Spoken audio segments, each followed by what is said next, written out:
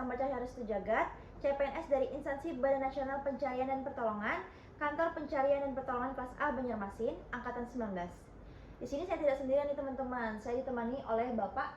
Perkenalkan teman-teman, nama saya Singgi Pratondo, jabatan saya di Kansar Banjarmasin, yaitu Peranata Pencarian dan Pertolongan Pemula. Baik, terima kasih Pak Singgi untuk perkenalan singkat Bapak.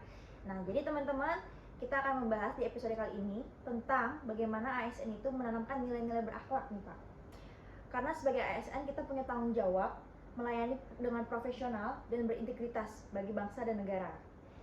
Oke, sebelum masuk lebih jauh, saya mau nanya nih Pak, menurut Bapak bagaimana sih penjelasan lebih dalam tentang berakhlak ini?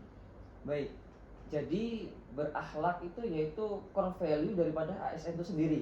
Nah, berakhlak mempunyai atau memiliki 7 nilai utama, yaitu yang pertama berorientasi pelayanan, yang kedua akuntabel, yang ketiga kompeten, yang keempat harmonis, yang kelima loyal, yang keenam dan ketujuh yaitu adaptif dan kolaboratif. Nah, nilai ini sendiri menjadi pedoman bagi kita para ASN untuk bekerja begitu.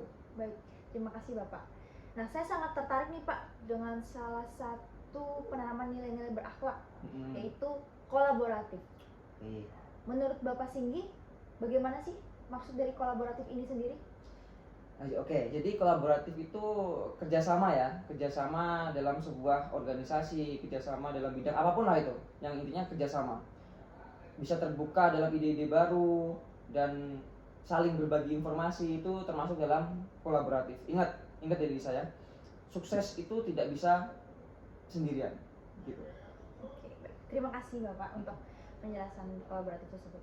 Nah, menurut Bapak Singgi, bagaimana sih atau apa sih contoh kolaboratif di lingkungan kantor ini?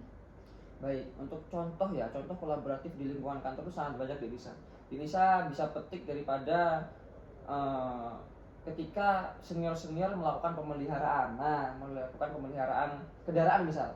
Nah, itu ketika dikerjakan secara bersama-sama, apa yang didapat? Cepat, ya enggak? Kita bisa menyelesaikan sebuah pekerjaan itu dengan cepat. Nah, yang kedua, Denisa bisa melihat tuh ketika senior-senior sedang melakukan keterampilan SAR. Nah, di situ diajarkan tuh Denisa bahwasanya tim SAR itu tidak bisa bekerja sendirian. Nah, tim SAR tidak bisa bekerja sendirian. Jadi kolaboratif dalam SAR itu sangat penting. Baik, wah sangat menarik ya Bapak. Ternyata saya sangat setuju nih Pak mengenai penjelasan Bapak tentang kolaboratif. Karena memang kita sebagai pegawai kita tidak bisa melaksanakan sebuah tugas itu individu. Kita harus memiliki kolaboratif sehingga pekerjaan yang kita lakukan itu lebih ringan dan cepat tuntas gitu ya. Nah, benar sekali. Oke, baik. Jadi kalau di Basarnas sendiri nih Pak, kolaboratif itu secara spesifiknya seperti apa sih? Baik Denisa, jadi di Basarnas sendiri kolaboratif itu sejalan atau tegak lurus dengan prinsip daripada Basarnas. Nah, tim SAR itu tidak bisa bekerja sendirian. Nah, kesuksesan operasi SAR itu sendiri tergantung daripada timnya. Kalau timnya solid, timnya bekerja sama dengan baik, komunikasinya sejalan dengan lancar, itu pasti operasi SAR akan berjalan dengan lancar dan mudah gitu. Baik, benar-benar Pak. Saya sangat setuju nih Pak dengan penjelasan Bapak. Sangat luar biasa sekali ya Pak.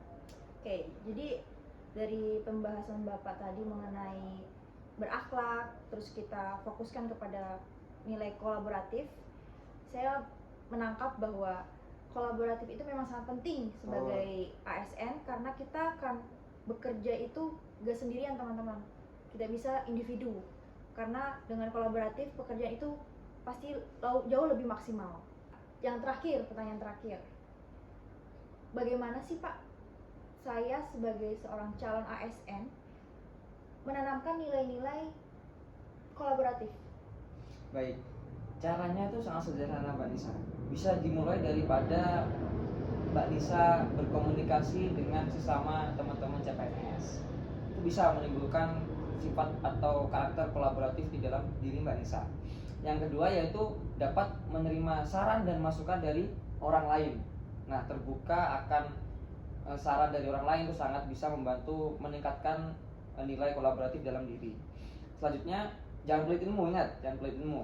Dengan begitu, suasana kerja akan bisa timbul dengan baik dan sehat, begitu Mbak Nisa. Oke, baik, terima kasih Bapak. Jadi teman-teman semua, dari obrolan ini saya juga menjadi lebih memahami tentang bagaimana penanaman nilai-nilai berakhlak, terutama di nilai kolaboratif ini. Oke. Mari kita wujudkan nilai berakhlak, terutama kolaboratif, di setiap langkah kerja kita, karena dengan bekerja sama kita bisa lebih tangguh, lebih sigap, dan lebih bermanfaat bagi bangsa. Untuk Bapak Singgi, terima kasih banyak atas pemaparan penjelasan mengenai berakhlak. Semoga kita semua bisa menjadi ASN yang solid. Baik, itulah tadi mengenai podcast kita pada hari ini. Kita akan bertemu di podcast-podcast selanjutnya. Dadah!